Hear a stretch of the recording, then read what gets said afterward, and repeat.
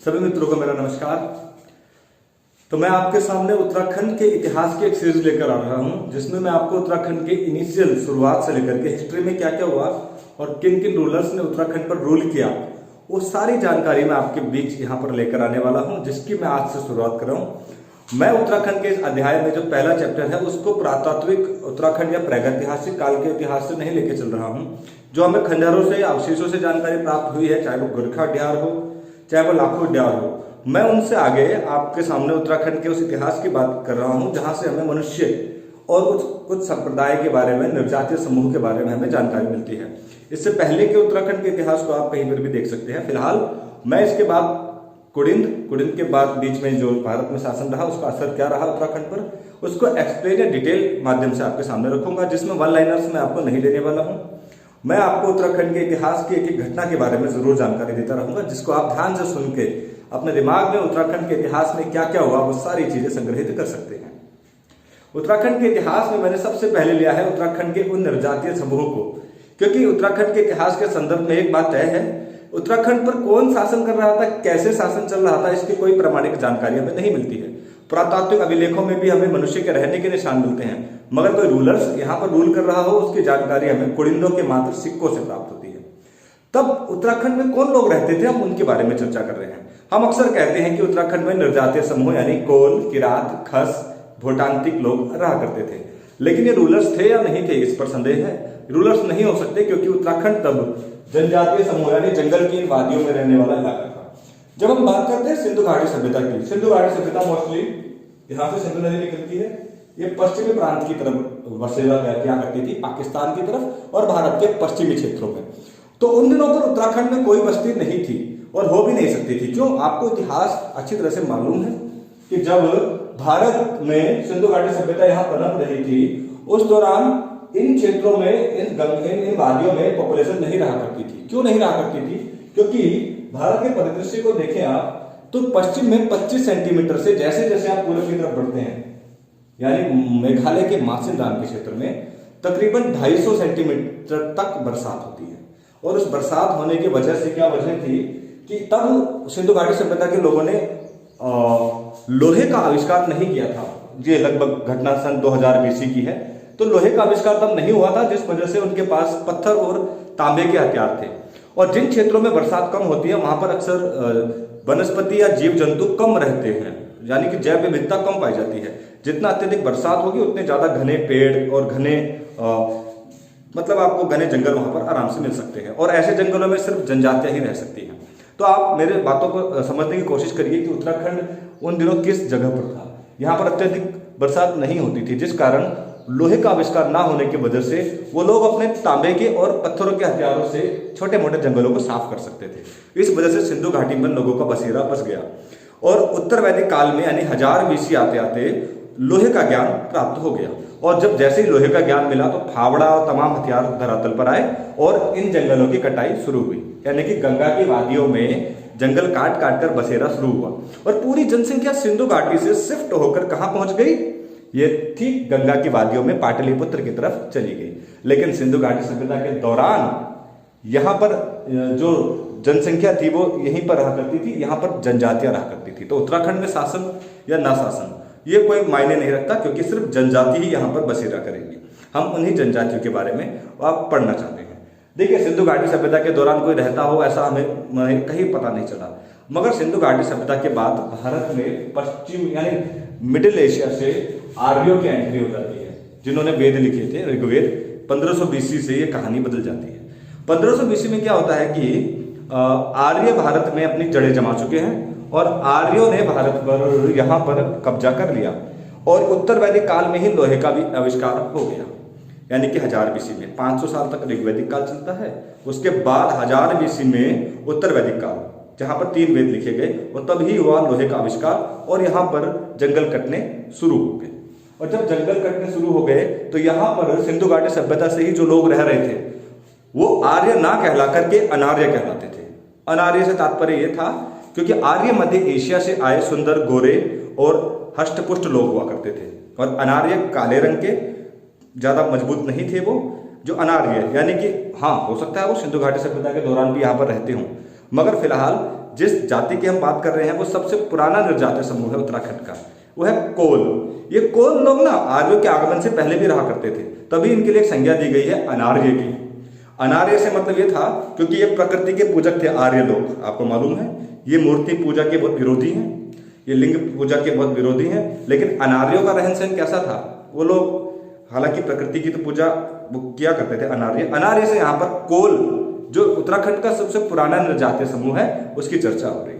उस दौरान वो उन्हीं जंगलों में रहा करता था, उत्तराखंड के ठंडे मौसम उत्तरी क्षेत्र में, विशेष तौर पर गढ़वाल मंडल में, चमोली हो गया और देहरादून हो गया, उत्तरकाशी हो गया, इन रीजन्स में वो रूल्स तो क्या और एक जनजाति के तौर पर निवास किया करते थे। जब आर्यों के हमले यहाँ पर हुए तो आर्य और अनार्यों के बीच जो झड़पें हुई उसमें हमें पता चलता है अनार्यों को दरकिनार कर दिया गया, उनको किसी भी तरह की सुविधाएं आर्यों द्वारा प्रदत्त नहीं की गई थी। ये उत्तराखंड के इतिहास का वो चैप्टर है जिसके बारे में जानकारी आपको नहीं मिलती है। हमारा ये एक माध्यम है कि हम उत्तराखंड के इतिहास को इस तरह से पढ़ाएं कि आप सिस्टमैटिक तरीके से समझ पाएं कि उत्तराखंड में कौन से लोग, कौन सा राजा कब रूल कर रहा था। फिलहाल हम उत्तर वैदिक काल के दौरान की बात कर रहे हैं जहां पर आर्य भारत में बसे हैं और उत्तराखंड की इन जंगलों में रहने वाले पुरातात्विक ये जनजाति कोल अनार्य के रूप में यहाँ पर विराजमान है। इनके रहन सहन और बिहेवियर में एक अंतर है। देखिए आर्य लोग मरने के बाद शरीर को जलाते थे, जो परंपरा आज भी हिंदू संस्कृति में चलती है, लेकिन अनार्य लोग यानी कोल संप्रदाय ये शरीर को जलाता नहीं था मरने के बाद, ये जंगलों में छोड़ दिया करता था और जब उसका अपघटन हो जाता था तो उसकी मांसपेशियों को या उनके जो भी स्रोत जो भी बचेगा अवशेष उसको वो अपने पास रख लिया करता था। ये इनकी परंपरा थी।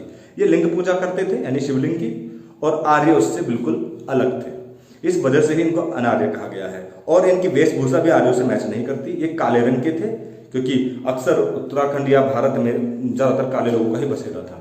आर्य जो थे वो मध्य एशिया से आए थे जहां पर गोरे लोग हुआ करते थे। तो डिफरेंस तो आपको क्लियर हो गया होगा। और क्वेश्चन एग्जाम में आता है कि उत्तराखंड का सबसे पुराना जनजातीय समूह कौन सा है, वो कोल है जिसकी हम बात करते थे। ये हमारे जो जागर है ना उसमें भी इनके बारे में जिक्र किया गया है। देखिए अनार्य हैं, काले रंग के हैं, लिंग पूजक हैं, जागरों में इनका जिक्र है और ये सबसे प्राचीन है। माना जाता है कि इन कोलों को खदेड़ दिया गया इस पश्चिमी उत्तराखंड के क्षेत्र से, चमोली, टिहरी, उत्तरकाशी और देहरादून के इस क्षेत्र से उनको खदेड़ दिया गया, क्योंकि आप जितना पश्चिम में जाएंगे आपको जनसंख्या मिलेगी, लेकिन पूरब की तरफ दुर्गम या विरल क्षेत्र ही मिलेंगे। मैं उसका रीजन बता चुका हूँ कि बरसात ज्यादा होने से जंगल ज्यादा घने थे और जंगल की कटाई तो फिर आप खुद ही सोचिए ना, इन रीजन से होगी ना भाई। जंगल की कटाई तो आप यहाँ से लोगे ना, क्योंकि यहीं से तो बसेरा आगे को बस रहा है, तो ये इस रीजन में तो बस गए हैं। लेकिन ये पूरब का जो इलाका है ना उत्तराखंड का, पिथौरागढ़ विशेष तौर पर, जहां पर बहुत दुर्गम क्षेत्र है, आज भी मुंशियारी और धारचूला की तरफ के क्षेत्र, तो इन लोगों को ना इस सुविधाजनक क्षेत्र से जहां से भागीरथी और यमुनोत्री निकलती है ना, यमुना, उस रीजन से खदेड़ करके फेंक दिया गया उस दुर्गम क्षेत्र में, या भगा दिया गया किरातों ने। किसने? किरात ने। तो ये कोल के बाद जो जनजातीय समूह उत्तराखंड पर आया वो था किरात। अब आपके मन में सवाल उठ रहा होगा, जो हम पढ़ते हैं कालसी का अभिलेख, तो क्या ये मौर्यों के अधीन साम्राज्य था? बेशक कालसी का अभिलेख ये प्रदर्शित भी करता है कि यहाँ उत्तराखंड में अशोक का साम्राज्य था, क्योंकि मौर्यों ने पूरे भारत पर रूल किया। इसका मतलब ये तय था कि भारत पर, अगर पूरे भारत पर मौर्यों का साम्राज्य था तो उत्तराखंड उससे अछूता नहीं रहा होगा, ये भूमि भी उनके अधीन रही होगी। मगर ये जो जंगल का इलाका है ना, बड़े बड़े हिमालयी क्षेत्रों का, यहाँ पर शायद ही उन दिनों इतने संसाधन हो कि मौर्य वहां पर अपना प्रशासन जमा कर पाए। तो वहां के ही किसी स्थानीय राजाओं को, जिसके बारे में हम जिक्र करेंगे, कुड़िंद, उन्होंने वहां पर अपना राज्य स्थापित किया होगा अंडर मौर्यों के अधीन और साम्राज्य चला होगा। हम कुड़िंदों के बारे में इसी तरह से अध्याय करेंगे। ठीक, फिलहाल तो हम जनजातीय समूह की बात कर रहे हैं, तो किरातों का जिक्र जो हम बात कर रहे हैं, इनको देखिए, किरातों को एक और नाम से हम संबोधित करते हैं, सबर और मुंड। ये आप नोट कर सकते हैं, सबर और मुंड। किरात एक्चुअल में मंगोलाइट ग्रुप के थे। अब मंगोलाइट ग्रुप क्या होता है? चाइनीज से लिंक करता है, तिब्बती समुदाय से। और किरातों के अंदर जो मंगोलाइट वेशभूषा है वो ये है कि नाक चपटी होती है, आंख पतली होती है, उनकी दाढ़ी या मूंछ नहीं होती है, और कद नाटा रहता है, थोड़ा छोटे रहते हैं। आपने तिब्बती लोग देखे होंगे। तो ये मंगोलाइट ग्रुप के थे, यानी कि पतली आंख वाले, और मोस्टली इन्होंने ही कोलों को वहां से खदेड़ दिया। हालांकि कुमार कुमारी प्रथा यहाँ पर थी विवाह वाली, कि कोलों के साथ ये विवाह कर लिया करते थे। मगर फिर भी कोलों को खदेड़ने वाली जो जाति थी वो थी किरात। इनको किन्नर भी, कहीं किरात पुरुष कहीं पर बोला गया है, कहीं पर किन्नर बोला गया है। सबर और मुंड इनके अन्य नाम आपको मिलेंगे। किरात, हाँ, अगर आप नोट कर रहे हैं ये नोट भी करते जाइएगा। अच्छा, मंगोलाइट ग्रुप की एक खासियत है, ये मंगोलाइट दो ग्रुप है, एक भूटांतिक लोग हैं वो भी इसी कम्युनिटी में आएंगे। इन लोगों की एक आदत है कि ये स्थानांतरित खेती करते हैं। कोल तो एक जगह पर रुक जाते हैं, अनारे हैं, अपना बसेरा बसा दिया। पहले तो गुफाओं में रहते थे, पर गुफाओं को ही अपना स्थानीय अड्डा बना लिया। लेकिन किरात क्योंकि मंगोलाइट हैं तो एक जगह पर नहीं रहते, जहां पर इनको अच्छी खाने पीने का व्यवस्था मिली, आमतौर पर मांसाहार इनका प्रमुख भोजन था, जहां पर मिला वहां पर इन्होंने बसेरा बनाया। और जब वहां पर वो फैसिलिटी खत्म हो गई तो इन्होंने जगह दूसरी बदल दी। एक प्रकार से भ्रमणकारी लोग हैं, कोई एक ठिकाना इनका हो ये आप नहीं कह सकते। हालांकि पश्चिमी उत्तराखंड पर इनका जमावड़ा है, मगर किसी एक लोकेशन पर स्थायी बस्ती ये नहीं बनाते मंगोलाइट लोग, ये आप जान लीजिएगा। और हम किरातों की बात कर रहे हैं तो किरात वहीं से जन्म लेकर के आगे बढ़ते हैं। ठीक, अब किरातों को भी वहां से खदेड़ दिया गया। इंटरेस्टेड बात है। किरातों को किसने खदेड़ा? किरातों को खदेड़ने वाले थे खस लोग। ये लीजिएगा, ये खस लोग कौन है भाई? इन खस लोगों का जिक्र तो हम 700 एडी में जब भी प्राप्त करते हैं। जब उत्तराखंड में चंदों ने शासन किया तो 865 से लेकर के 1065 तक का, देखिए 200 साल का टाइम पीरियड देखिए, ये खसों का टाइम पीरियड है। हम बात कर रहे हैं सन 0 से पहले के इतिहास की और जिक्र कर रहे हैं 865 से 1065 का, क्योंकि खसों का इतिहास बड़ा लंबा दिखता है हमें। जो खस हम सोचते हैं कि 0 से पहले ही एक निर्जातीय समूह के रूप में पढ़ के छोड़ देंगे, वो बार बार जीवित होते हैं। देखिए, जब भारत में रूल चल रहा था पाल डायनेस्टी का, बंगाल में पाल डायनेस्टी के संस्थापक थे गोपाल, तो वहां पर एक राजा थे महेंद्र पाल। महेंद्र पाल के दरबार में राजशेखर नाम के एक कवि थे। राजशेखर ने काफी किताबें लिखी हैं, काव्य दर्शन, काव्य मीमांसा, बाल भारत, बाल रामायण। भारत के इतिहास को मैंने बहुत अच्छे से अध्ययन किया है और मैं इसी चैनल में उसकी वीडियोस बना चुका हूं, आप देखना चाहें तो देख सकते हैं। तो काव्य मीमांसा में उन्होंने जिक्र किया कि उत्तर भारत में यानी उत्तराखंड में, इस भूमि के बारे में, यहाँ पर खस देश स्थापित हो चुका है, यानी खसों का राज्य स्थापित हो चुका है। और ये टाइम पीरियड वही बताता है 865 से 1065 के बीच का। आप चंदों के इतिहास को पढ़ते हैं तो 200 साल वीर सिंह वाला जो टाइम पीरियड है आपको नजर नहीं आता कि 200 साल उत्तराखंड पर रूल किसने किया, तो वो रूल खसों का था। हालांकि खस किसी राजा का जिक्र तो नहीं मिलता, मगर काव्य मीमांसा तो बता रही है कि यहाँ पर खस देश स्थापित हो चुका था। तो ये खस बाद में भी आपको पढ़ने पड़ेंगे, फिलहाल इनके बारे में मैं आपको बता दूं ये निर्जातीय समूह था कैसा। ये तय था कि इन्होंने किरातों को हराया था, इस भूमि से भगा दिया था, और किरात भी कहीं नहीं जा सकते थे उस दुर्गम क्षेत्र के अलावा। जो पिथौरागढ़, जो नशारी की तरफ का वो क्षेत्र है जिसको दुर्गम घोषित किया गया था। तो इन खसों की जो कद काठी थी वो हमारी तरह ही थी, लंबे चौड़े, हष्टपुष्ट, गोरे, गेहुआ के लड़के। ये मंगोलाइट नहीं थे, आमतौर पर जैसे हम दिखते हैं वैसे थे, लेकिन हष्टपुष्ट अच्छे खासे शरीर के ये खस लोग हुआ करते थे। इसको आप मंगोलाइट से मत जोड़िए। और अब यहाँ पर वो टाइम पीरियड आ गया है जब आर्य और अनार्य वाली बात भी नहीं है, मौर्य के बाद का हम बात कर रहे हैं। ये शासक नहीं है फिलहाल, तो एक जनजाति है। बाद में शासन करें तो अलग बात है। शासन तो पहला हमें कुड़िंदों का ही मिलेगा, वो अगले अध्याय में चर्चा करेंगे। तो हम इस समय पर बात कर रहे हैं खस लोगों की। महाभारत के सभा पर्व में इनका जिक्र मिलता है। सभा पर्व में लिखा है इन लोगों ने कौरवों का साथ दिया था महाभारत की उस लड़ाई में, यानी कि पांडवों के विरुद्ध युद्ध लड़ा था, जिस वजह से खस उत्तराखंड में, क्योंकि निम्न जाति समूह में माना जाता है, अपने आप को ये खस कहलाना पसंद नहीं करते, क्योंकि इन लोगों ने उस समय पर पांडवों के खिलाफ लड़ाई लड़ी थी। ऐसा जिक्र है महाभारत के सभा पर्व में। अगर आप नोट कर रहे हैं तो इस जानकारी को नोट भी कर लेना, सभा पर्व में। ठीक, इनकी कुछ परंपराएं हैं जो मैं आपको बताना चाहता हूँ। एक तो घर जवाई इनकी एक परंपरा है। घर जवाई आपको मालूम होगा क्या होता है, मैं दिखाता हूँ परंपराओं में।